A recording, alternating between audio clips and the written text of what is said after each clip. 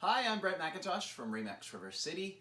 Today I wanted to talk about sump pumps. I know maybe not the most exciting topic, but important nonetheless. I'm in the basement of a house and we're going to look down in the sump pump and I'm going to show you just two easy things that you can do to check your sump pump out to make sure the pump is still running.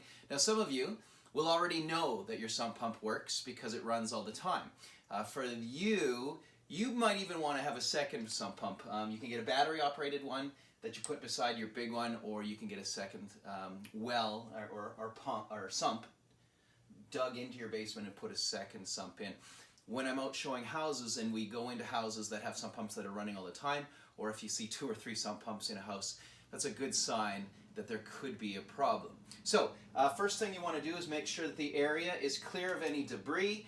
We're going to open up, I've already taken the screws out, we're going to open up the cover and we're going to have a look inside the sump pump. Now this particular sump you can see is very dry as there's no water in it at all.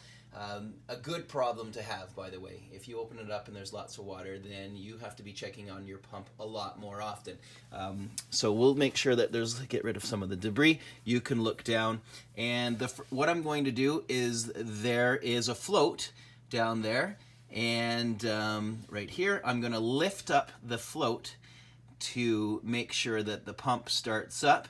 In this case, it's completely dry, but we can test to make sure. And by lifting up the float, and the pump turns on.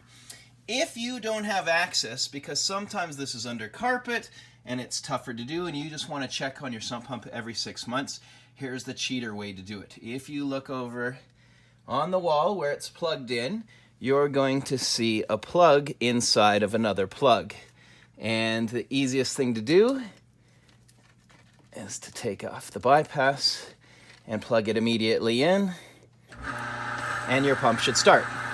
If it doesn't, there is a problem, and get a qualified plumber in to check it out for you. So that's the simplest and easiest thing to do to check your sump pump. And you should be doing this at least twice a year. Those of you whose pumps run more often, maybe even more.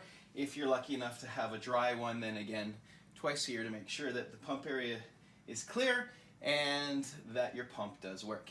Thanks for watching our video. Again, I'm Brent from the MacIntosh Group at Remax River City.